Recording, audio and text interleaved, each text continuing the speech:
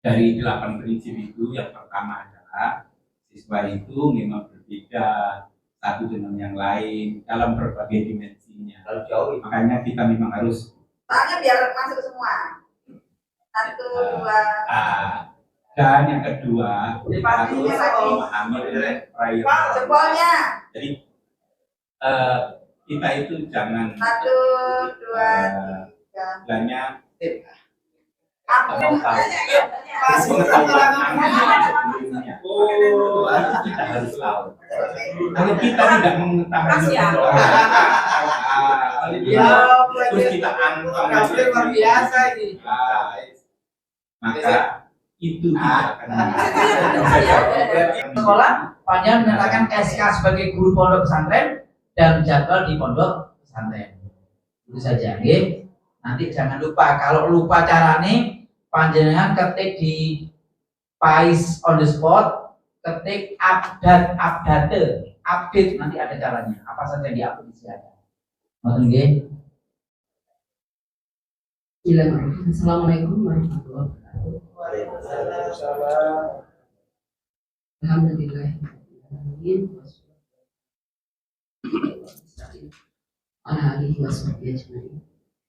Pertama-tama mari kita mengucapkan alhamdulillah hari ini saya bisa menemui Bapak Ibu semuanya meskipun dalam kondisi kurang fit nih. Semoga dengan silaturahmi ini saya jadi sembuh. Amin.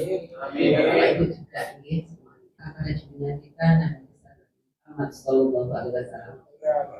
Bapak Ibu yang saya banggakan, sebenarnya saya mau cerita sedikit nih. Untuk hari ini kita mengagendakan itu sudah agak lama nih, tapi karena pengen saya itu dibagi dua, untuk wilayah selatan sendiri, wilayah barat sendiri. Karena setelah saya hitung-hitung jumlahnya nggak terlalu banyak, jumlah guru binaan saya dari 115 yang ada sekarang tinggal 99 orang masuk. Ya kurang lebih 50. Bu minta surat resmi sehingga saya kemarin minta tolong ke Pak Adi untuk membuat surat dari FGMP yang dibantu oleh Pak Sofyan. Terima kasih Pak Adi. Oleh sebab itu di kurikulum untuk yang IKM ya, kaitannya dengan kurikulum ini ada banyak hal ya yang perlu kita kaji. Tidak saja kita merencanakan ya materi ajar ya, atau modul ajar, bagaimana pelaksanaannya, bagaimana asesmennya. Tetapi lebih dari itu Bapak Ibu, kita perlu melihat bahwa siswa peserta didik itu bagaimana kita berdayakan sesuai dengan passion yang mereka miliki. Nah ini nanti ada kaitannya dengan yang pentas PA. Jadi saya langsungkan. Saya mengumumkan pentas PAI itu per 15 Juni. Tidak saja di SMA, tapi juga di SMK. SMA dan SMK. Itu saya lakukan. Dengan kaitan dengan penguatan literasi. Kenapa sih kok penting gitu ya? Nah, kita lihat Bapak Ibu, ada keprihatinan dari Nadiem Makarim yang dikatakan bahwa kita itu darurat literasi. Kenapa? Karena dari 2 orang, 1 diantaranya tidak mencapai standar minimal ya, literasi. Artinya 50%. Nah, kemudian yang lain, indeks baca kita 0,001. Artinya apa Bapak Ibu? 1000 orang yang doyan baca itu cuma 1 orang. Kita ini monggo kita tanyakan pada diri kita semuanya. Apakah guru PH ini rajin membaca? Dalam 1 bulan membaca berapa buku? Dalam setahun dapat berapa buku? Balik lagi nih, Iqra-nya itu yang punya kita nih, GPAI. Membaca, bacalah. Tapi ini benar. Jadi kita ini monggo saya mengajak bersama-sama menggairahkan lagi. Saya tahu banyak sekolah yang sudah melakukan kegiatan literasi peningkatan literasi dengan diawali pagi membaca kitab suci, apakah selesai itu selesai? Nah itu yang perlu kita follow up. Saya diminta oleh Ibu Kak Kanwil mewakili Dharma Wanita Persatuan Provinsi untuk menjadi peserta perempuan inspiratif Jawa Timur 2023. Saya membuat yang saya pikirkan yaitu tadi hanya keprihatinan mengenai lemahnya literasi. Kemudian saya mengembangkan ide bahwa sebetulnya literasi itu bisa diberdayakan dengan lewatnya mana? Kalau saya pengawas ya lewatnya GPAI. GPAI kalau sudah berdaya otomatis bisa menularkan kepada peserta didiknya. Itu kan. Nah mau seperti itu. Nah akhirnya saya membuat yang saya sudah lakukan yaitu menulis itu mudah, jadikan sebagai sarana dakwah. Selesai isi, kemudian bikin lagi video, kemudian saya siapkan juga untuk PPT. Dan ini tadi saya dihubungi untuk besok itu mempresentasikan masuk nominasi, untuk besok mempresentasikan PPT saya. Dimohon doanya ya semoga jadi yang. Saya bilang ini loh SMA SMK karyanya ada 5 yang masuk, 2 belum memenuhi, saya kembalikan, ini yang 3 sudah memenuhi karena lebih dari 80. Nah ini hasilnya sudah saya cetak, Pak Nur sudah kirimkan, dan ini pemenangnya 1, 2, 3 untuk Surabaya. Oke. Ini dari mana? Dari SMA Negeri 4 dulu, dari SMA Muhammadiyah 4, dan 1 dari Demak 4. Pak 5 ada Pak, sudah ada Pak Berdumalkan ya SMK-nya, tapi ini justru malah Pak Faiz di SMK. Jadi intinya saya terima kasih, minimal Surabaya nggak sampai kosong. Nah ini Bapak Ibu, untuk IKM ya, saya rasa sudah banyak yang sudah melakukan. Kemudian juga yang menurut saya lebih penting itu adalah Bapak Ibu mengenai learning. Ya, bagaimana sih pengajarannya? Nah ini saya minta suami saya, jadi saya pikir ngapain saya ngajak orang lain ya. Dan suami saya ini juga lama berkecimpung di provinsi, di Dewan Pendidikan, ya. Kemudian juga selama ini banyak diikuti yang mengenai masalah pendidikan. Mungkin akan berbagi sedikit. Monggo, suami saya monggo, ya sebentar. Biar ada oleh-olehnya sedikit nih. Jadi saya mohon maaf, itu saya sampaikan. Terima kasih kepada Bapak Ibu semuanya. Assalamualaikum warahmatullahi wabarakatuh. Tadi kan beliaunya masalah learning. Ya memang saya lama berkecimpung masalah learning. Dan itu juga yang menjadi keprihatinan saya sebenarnya. Nah, karena baru tadi saya hanya ngambil satu buku, dan buku itu saya berharap nanti bisa Bapak Ibu baca. Buku ini buku baru, saya tunjukkan bukunya dulu. 8 prinsip smart learning untuk memperbaiki pengajaran. Judul bukunya semacam. Kalau ada yang satu yang sangat menarik bagi saya, beberapa yang lalu saya itu sama teman yang mengikuti saya dalam perjalanan di Jawa Timur. Dia lulus SMA. Berarti kan sudah SD, SMP, SMA. Nah, saya ajak sholat. Ayo sholat. Sholat apa? Sholat safar. Sholat perjalanan. Kok ada sholat begini? Kok ada sholat begini? Sholat kok bisa kan satu? Dikurangi lagi. Loh itu loh selevel lulusan SMA. Dan dia juga masuk pendidikan abri, tentaraan. Berarti di dalam pendidikan abri itu kan juga ada pelajaran sholat juga. Nggak mungkin nggak diberikan. Begitu loh bisa terjadi. banyak sekali ketidakefektifan, termasuk tadi istri saya mengutarakan tentang literasi tadi. Ya. Nggak apa-apa kalau mengganggu saya. Ini nggak bisa. Ini, jadi banyak ketidakefektifan. Saya sudah tahu ketidakefektifan itu terjadi karena apa? Banyak faktor sebenarnya. Apakah karena desainnya? Apakah karena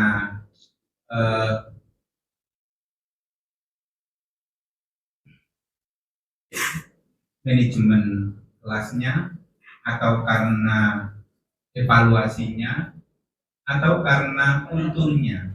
Jadi masih banyak sekali. Karena itu saya mencoba untuk mengangkat dari salah satu buku ini. Harapan saya dari salah satu buku ini itu memberikan inspirasi kita, hanya sebagai trigger aja bagi kita untuk bagaimana memperbaiki. Jadi buku ini adalah hasil pengalaman dari guru-guru untuk melakukan penulisan. Apa yang ditulis? Pengalaman dari guru-guru itu. Di luar itu sudah biasa. Jadi guru-guru itu selalu ketemu secara berkala. Dia melakukan penelitian bersama. Dia melakukan presentasi bersama. Dan kebetulan penelitian saya adalah tentang professional learning community. Jadi pengembangan profesionalitas tenaga kependidikan yang saya teliti, dan secara berkala pertemuannya itu kalau umpamanya di satu sekolah itu biasanya tiap akhir pekan itu mereka selalu ketemu untuk mengevaluasi proses yang sedang terjadi. Dia saling bersharing satu dengan yang lain, guru dan kepala sekolah itu. Paling tidak itu 2 jam sebelum pulang, itu dia mesti ketemu untuk sesama guru, mengevaluasi proses yang sedang terjadi. Karena itu, waktu anak saya belajar bahasa Perancis, nggak sampai waktu 1 tahun, setengah tahun saja dia sudah bisa berkomunikasi dalam bahasa Perancis karena diajarkan bahasa Perancis. Begitu juga sewaktu dia masuk, ini hanya sebagai ilustrasi aja untuk refleksi saya. Begitu juga sewaktu anak saya pertama dia tidak bisa mengungkapkan bagaimana ide, gagasan, mengumpulkan informasi, itu salah satu kompetensi. Salah satu kompetensi yang harus dimiliki oleh setiap siswa itu adalah mampu mengumpulkan informasi, mencari informasi, mengumpulkan informasi, menganalisis informasi, dan menyajikan informasi dalam bentuk apapun. Nah, anak saya yang masih kelas di sini kelas 3 di SD Muhammadiyah, masuk di sana kelas 3 juga, dia nggak bisa langsung masuk, dia harus masuk kelas di mana namanya reception. Dan reception itu setiap kelas itu ada namanya mainstream, kelas mainstream. Kelas mainstream itu dianggap sebagai suatu kelas yang siapapun masuk di kelas itu dia harus menggunakan IP sudah no problem, membacanya no problem, mengkomunikasikan ide dan gagasan no problem, dia sudah bisa bekerja dengan tim dalam satu teamwork, dia juga bisa secara kolaboratif ya bekerja bersama-sama. Itu adalah kompetensi-kompetensi minimal yang harus dimiliki oleh siapapun di dalam kelas itu. Termasuk dalamnya adalah anak itu harus bisa merencanakan, ya, merencanakan apa yang akan dilakukan. Itu salah satu kompetensi. Jadi anak saya itu tetap kelasnya 3, tapi dia ada di kelas yang berbeda, dan dia kumpul tidak hanya kelas 3 saja, kelas beberapa saja yang kompetensinya itu dianggap belum memenuhi itu. Sehingga ada anak yang setelah 3 bulan bisa masuk ke kelas mainstream, ada yang 6 bulan masuk kelas mainstream, ada yang 1 tahun baru bisa masuk ke kelas mainstream. Jadi memang dari sisi sini itu budaya yang diciptakan itu sesuai dengan target atau orientasi daripada kurikulum yang mau dikembangkan. Waktu itu yang dikembangkan adalah kompetensi based kurikulum. Jadi setiap siswa harus mempunyai kompetensi tertentu di bidangnya kalau dia ingin belajar. Nah, saya berbicara semacam ini memberikan suatu arah kepada Bapak dan Ibu sebagai guru agama. Apa? Kita ini sudah diberi kebebasan, kemerdekaan untuk merumuskan target-target, goal-goal, ya, dan struktur atau framework kerangka kebisaan anak itu apa, kemampuan anak itu seperti apa, itu di tiap-tiap sekolah kita, jenjang yang ada di sekolah. Jadi sekolah yang ingin mengembangkan learning budaya belajar atau learning value-nya itu sudah harusnya sesuai dengan visi dan misi sekolah atau madrasah. Itu hanya beberapa madrasah yang kami dampingi itu mempunyai keberanian untuk apa? Untuk membuat budaya belajar dan budaya sekolah itu atau budaya madrasah itu terimplementasi jelas di kurikulumnya. Ini yang kami coba kembalikan kepada pengalaman anak saya yang belajar jadi itu jelas sekali, simpel sekali, dan guru itu mempunyai kemerdekaan dan wewenang yang luar biasa untuk memilih anak itu. Dan ternyata dari pengetahuan kita tentang makna dari learning itu sendiri ada perbedaan yang contohnya apa? Ini bahwa makna daripada belajar buku bermula dari ini saya ambilkan dari mungkin dari sisi itu tadi ya saya keprihatinan saya. Jadi mohon maaf kadang terjadi pengulangan pelajaran di SMI atau di SD diulang lagi di SMP, diulang lagi di SMA, tetapi bobot dan definisi cakupan kebisaan dari kompetensi anak itu tidak digambarkan secara jelas. Dan kadang mohon maaf kalau guru itu sudah masuk di kelas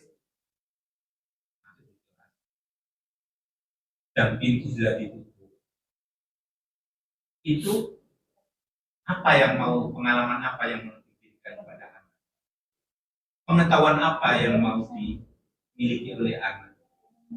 Saya bertanggung jawab anak itu bisa apa dan punya pengalaman apa, kadang tidak jelas, tergantung pada mood dia masing-masing, sehingga tidak terpadu lagi dengan kultur yang ingin dibangun satu dengan yang lain.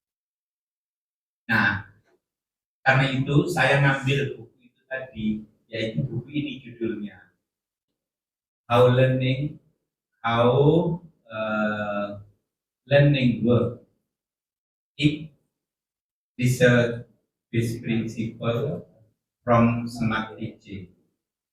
Dan ini buku baru tahun 2023. Nah, saya ngambil yang pertama daripada buku ini, saya bahas secara cepat aja nanti kan, dan dengan cara kita berdialog nanti bisa menemukan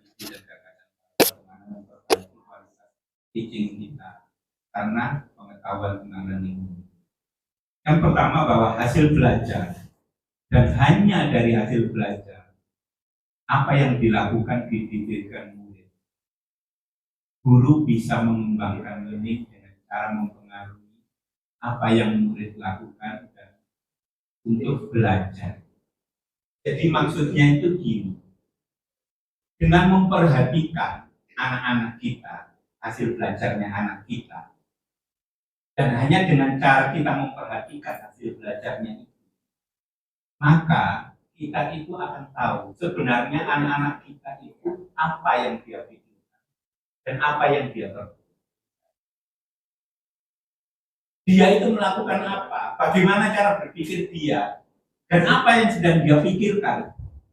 Itu sebenarnya kunci kita bisa mengetahui saya mau memberi apa dan akan melakukan apa.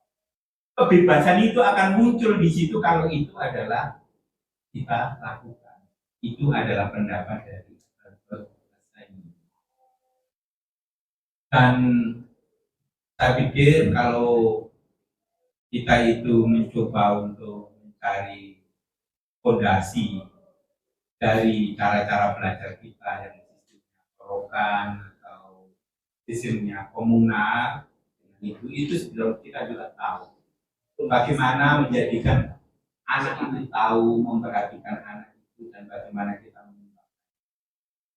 Ada banyak sebenarnya istilah keagamaan yang mungkin pada kesempatan yang lain kita bisa share karena beliau-beliau ini adalah orang-orang yang ahli. Umpamanya dari pengertian Robi, ya. Kata-kata Robil Alamin, dari pengertian ilmu dan paradigma ilmu sendiri itu yang di dalam saintik maupun di dalam keagamaan kita benar-benar berbeda. Itu bisa memberikan penerjemahan daripada pengertian ini jauh lebih bagus daripada orang-orang yang beraliran saintik. Dan yang kedua adalah goal dari exploring social, emotional, dan cultural dimension of learning more deeply and greatly with equality and marginalisation of the explicitly. Maksudnya begini,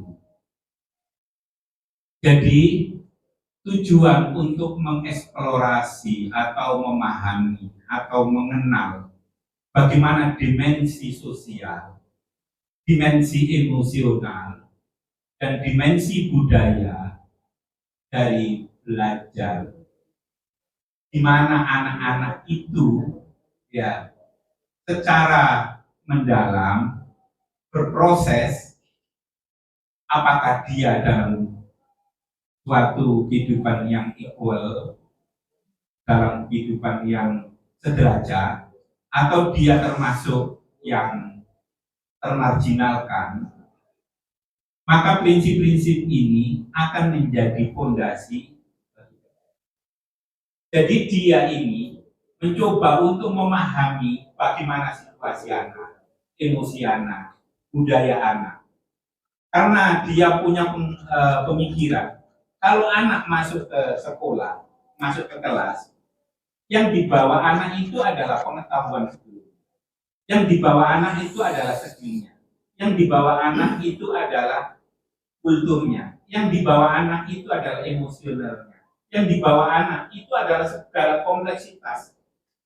Bagaimana dia didudukkan di dalam konteks kehidupan dia itu dengan waktu dia masuk sekolah. Jadi satu dengan yang lain itu jelas-jelas berbeda. Karena itu, kalau kita ingin memperlakukan mereka sebagai seorang yang merdeka, dan kita mau memberi mereka sesuai dengan hasil belajar mereka, kemudian mengetahui bagaimana dia itu sebenarnya, cara berpikirnya dan cara bersikapnya, kita kembangkan kepada kondisi yang kita inginkan, yaitu seperti di dalam pengertian nomor 3. Maka insya Allah di situ akan terjadi. Tapi kalau itu tidak, maka tidak akan sanggup tidak akan sambung antara yang dimau dan yang dimau itu. Sehingga yang terjadi adalah meskipun target kurikulumnya tetapi tidak ada perbaikan. Yang prinsip yang ketiga itu begini, memahami murid atau cara belajar murid itu akan membantu bagaimana pengajaran yang seharusnya itu dilakukan dan kita bisa membantu si anak itu menjadi pribadi yang mempunyai self-directed learning atau anak yang mempunyai kemandirian belajar dengan skill dan kapasitas menuju perubahan dan perkembangan cara berpikir. Kalau titik berat daripada pengertian learning itu adalah berpikir dan cara dia bekerja, berarti itu sikap mental, emosinya, dan keyakinannya itu adalah menjadi bagian yang terkira dalam diri anak. Belajar apa saja, tidak hanya belajar agama. Karena itu kalau kita itu memberi pengajaran kepada anak tidak mencakup kompleksitas itu, atau kita merumuskan standar kurikulum yang ada di sekolah itu tidak mencakup masalah itu, atau kita memanage manajemen kelas kita tidak seperti itu, atau kita memberikan peluang, kesempatan dan pengalaman belajar dia tidak mengeksplorasi dan mencakup urusan itu berarti kita ini mohon maaf adalah toleran dalam pengertian learning. Makanya saya ini menarik sekali buku ini. Coba saya tampilkan itu. Nah, karena itu generate atau refine teaching, bagaimana kita itu mengembangkan, bagaimana kita itu memperbaiki teaching, pendekatan teaching kita, strategi yang efektif kita gunakan, bagaimana poster itu bekerjanya sama dengan YARBU, yaitu mendidik anak itu, ya, dengan spesifik konteks, di mana konteks sekolah yang kita bangun. Karena itu tugas guru itu adalah membangun konteks juga. Kalau seandainya guru-guru itu mampu mempengaruhi pimpinan dan membangun budaya learning, saya yakin pengajaran keagamaan dan kapasitas anak itu akan terjadi perubahan yang luar biasa. Salah satu contoh begini, kita itu sebenarnya ingin membangun value apa di sekolah yang ingin kita kembangkan. Kerja keras kah? Kejujuran kah? Ya. Atau kerjasama kah? Begitu. Satu saja kita ambil, budaya kerjasama. Budaya kerjasama atau budaya kreatif, apalah bolehlah. Nggak usah banyak-banyak dirumuskan itu. Kalau itu menjadi bagian daripada kita ingin melakukan layanan pengajaran di sekolah itu, yang siapapun masuk di arena kelas itu atau konteks sekolah itu pasti akan kelihatan simbol-simbol kolaborasinya, simbol-simbol kebersamaannya, simbol-simbol empatinya, simbol-simbol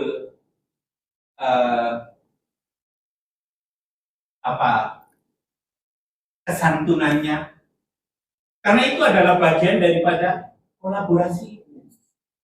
Dan itu akan kita jadikan simbol-simbol itu menjadi tradisi-tradisi, menjadi aturan-aturan, menjadi regulasi-regulasi, menjadi kebiasaan-kebiasaan.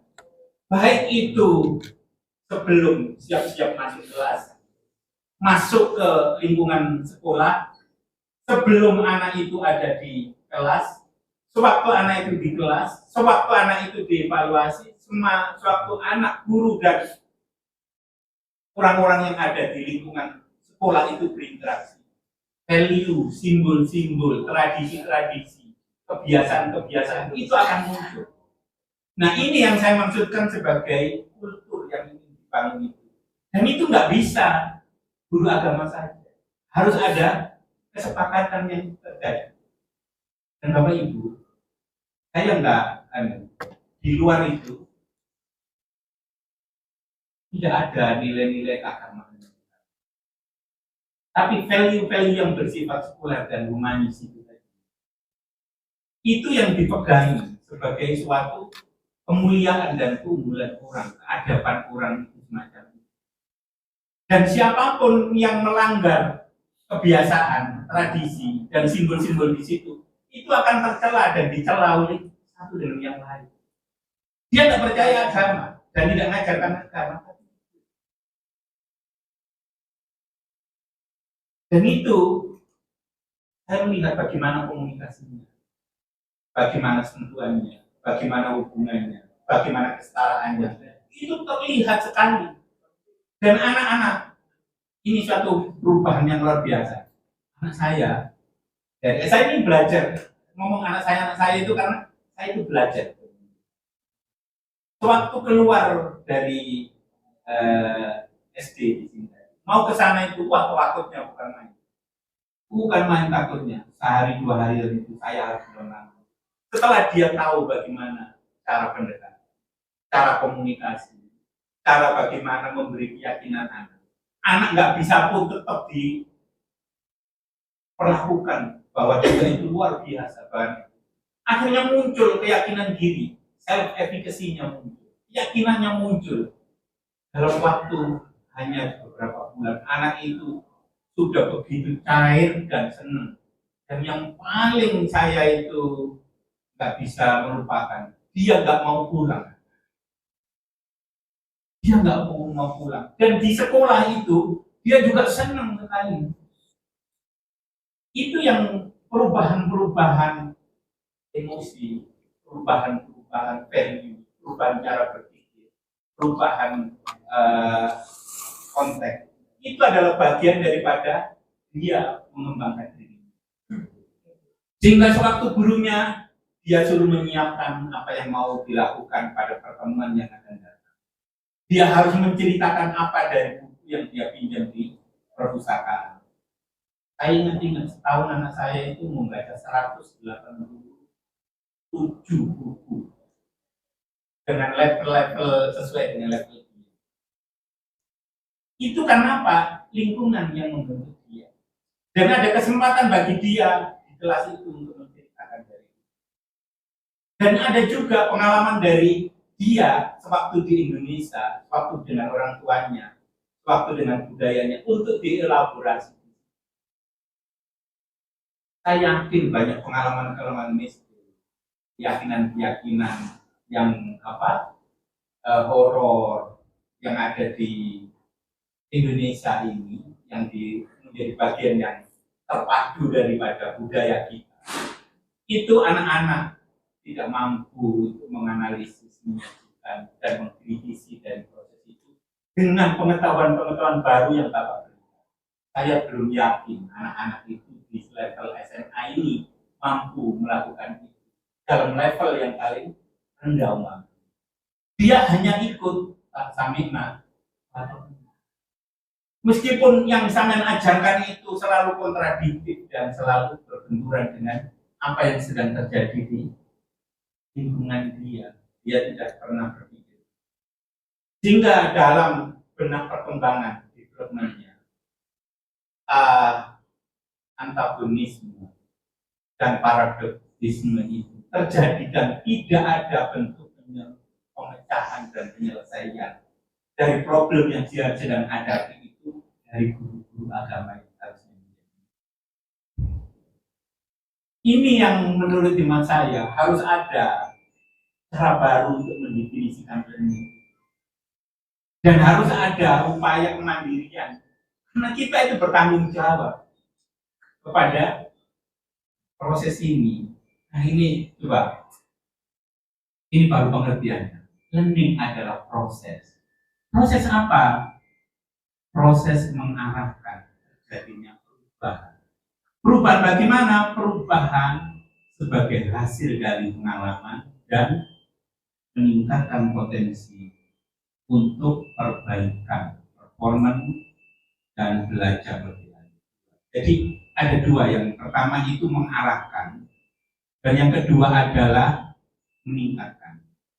Jadi mengarahkan terjadinya perubahan mindset, perubahan keyakinan, perubahan emosional, perubahan kebiasaan-kebiasaan daripada anak itu sendiri.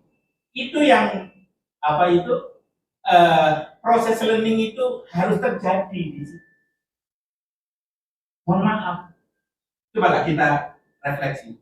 Apa pengalaman anak sewaktu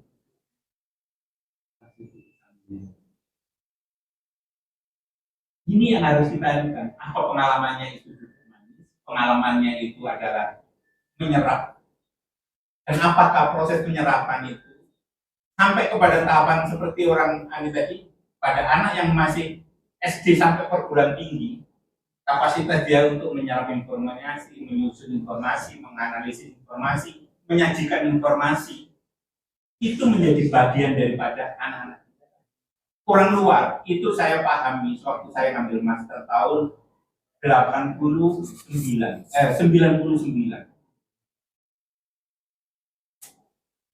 Adigium tentang itu sudah tahun sekian puluh tahun yang lalu. Itu ditanamkan. Dan pada kesempatan saya ngambil PhD, itu menjadi hal yang sudah dianggap sebagai tradisi dari sekian tahun berikutnya. Jadi itu yang namanya mengarahkan dan memberikan pengalaman kepada si anak-anak itu, serta meningkatkan apa yang ditingkatkan potensi dan kapasitasnya untuk melakukan perbaikan performance. Oh iya, saya bisanya sekarang itu terbatas menyerap informasi. Bagaimana saya supaya menyerap informasi? Learning how to learn itu harus menjadi bagian skill daripada nggak hanya guru yang lain, tapi guru agama harus memberikan pengalaman itu. Begitu juga, oh iya, nah cara menyusun informasi itu begini loh sistematikanya. Sentuhan semacam itu dari hasil dia membaca, dari hasil dia self-directed learning, itu yang kita arahkan dan kita pandu, kita dampingi. Itu menjadikan dia punya pengalaman yang luar biasa. Begitu juga cara menyajikannya. Oh gini loh nah, cara meyakinkan orang lain. Sehingga sejak dini anak itu punya keberanian dan punya keyakinan karena pengalaman belajar agama atau konten agama bersama. Itu pengertian daripada learning.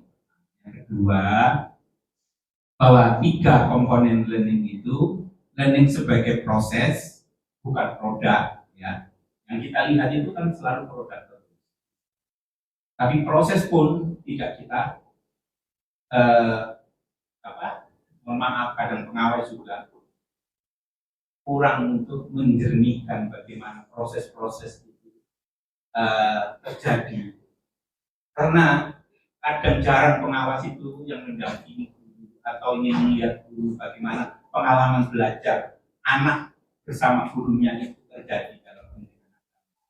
Sehingga sebenarnya ada harusnya proses kritik, self-kritik pada diri kita terhadap proses ini harus terjadi.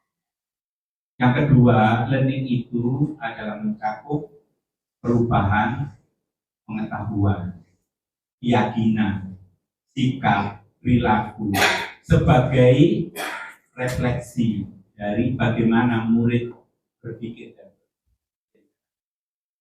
Jadi domainnya, komponennya itu sebanyak. Dan yang ketiga adalah learning bukan sesuatu yang kita lakukan pada murid, tapi sesuatu yang murid lakukan sendiri. Jadi ini yang benar-benar paradigma yang harus kita ubah. Selama ini learning itu adalah kita untuk murid atau murid dari guru. Nah ini paradigma yang dia bangun itu adalah belajar kita dalam diarahkan sesuai dengan target-target yang kita mau. Nah ini dari sini maka learning itu adalah proses pengembangan diri terkait perkembangan kehidupan siswa. Insya Allah dikotomi, paradok itu ya pembangkangan itu tidak akan terus menerus berjalan karena sejak dini proses yang kita ciptakan di lembaga kita itu mengetahui tingkat perkembangan anak itu sesuai dengan keyakinan dan pengetahuan serta sikap dan emosi agamanya itu bisa terelaborasi dan jenengan tidak terlalu ribet harus ceramah terus menerus karena manajemen kelas itu menjadi andalan bagaimana pengetahuan tentang learning ini bisa benar-benar terjadi dan perubahan. Nah, dari 8 prinsip itu yang pertama adalah siswa itu memang berbeda satu dengan yang lain dalam berbagai dimensinya. Makanya kita memang harus dan yang kedua kita harus memahami tentang prior learning. Jadi kita itu jangan istilahnya tak mau tahu. Jadi pengetahuan anak yang sebelumnya itu kita harus tahu. Kalau kita tidak mengetahui pengetahuan anak, kalau berpikir anak sebelumnya, terus kita antem aja dengan memberikan sesuatu yang baru, maka itu tidak akan membantu. Bisa jadi itu akan menjadi menghalangi perkembangan. Yang ketiga, bagaimana siswa mengorganisir pengetahuannya, mempengaruhi bagaimana mereka belajar. Karena itu cara dia mengorganisir pengetahuan, memahami, cara dia mencari informasi, menyusun informasi, mengungkapkan kembali. Jadi kepribadian itu muncul, itu akan membantu dia dalam proses. Bagaimana siswa mengorganisir pengetahuan, mempengaruhi bagaimana mereka belajar dan mewujudkan atau menerapkan apa yang dia tahu. Harus ada peluang menerapkan dia, tidak hanya sekedar mohon maaf waktu praktek itu. Ya karena lagi-lagi urusannya adalah produk, nilai. Kalau tanpa itu mungkin nggak ada cara gitu. Padahal itu anak itu tahu dan bagaimana dia tahu dan bagaimana dia menerapkan apa yang dia tahu itu ada sesuatu yang baru. Yang keempat, motivasi dan bagaimana Bapak bisa mengarahkan dan menjadikan motivasi itu sebagai satu kekuatan bagi dia untuk belajar. Nah, ini yang kedua, nomor 5, mengembangkan mastery learning. Mastery learning itu berarti siswa harus punya komponen skill dan dia menerapkan bagaimana yang dia tahu seperti yang saya katakan tadi. Mengintegrasikan apa yang dia tahu. Dia tahu bagaimana pengetahuan tentang sholat jenazah, dia tahu bagaimana dia mengintegrasikan dengan pengetahuan dia tentang sholat 5 waktu, dia tahu bagaimana mengintegrasikan pengetahuan dia sewaktu dia bersama sendiri keluarganya atau dia bersama masyarakatnya.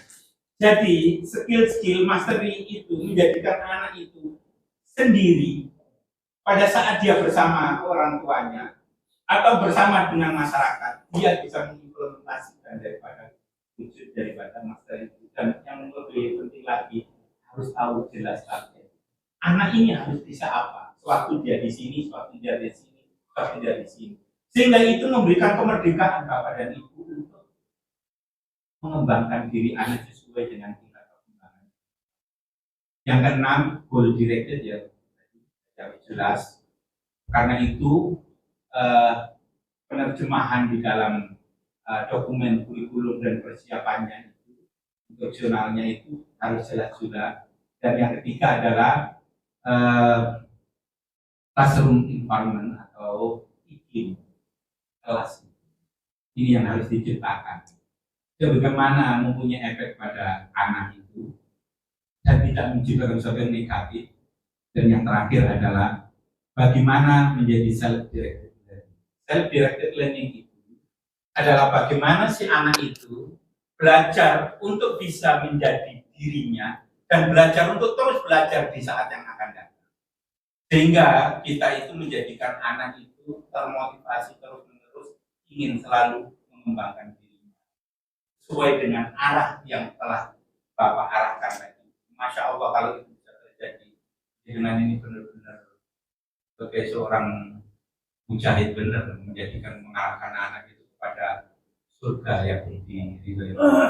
Saya mohon maaf, saya tidak lanjutin lagi, banyak dimensi-dimensinya dan bagaimana outcome itu terjadi dan bagaimana belajar itu daripada teori apa sebenarnya ingin saya sambung. Jadi meskipun saya tidak berbicara sudah dibantu ya sama suami saya. Semoga apa yang disampaikan oleh beliau bermanfaatnya untuk kita semuanya. Oke. Sekali lagi saya mengucapkan terima kasih dan mohon maaf. Ini bukunya. How Learning Work. 8 Research Based Principle for Itu ya Ibu, Bapak Ibu. Saya akhiri. Assalamualaikum warahmatullahi wabarakatuh. Waalaikumsalam.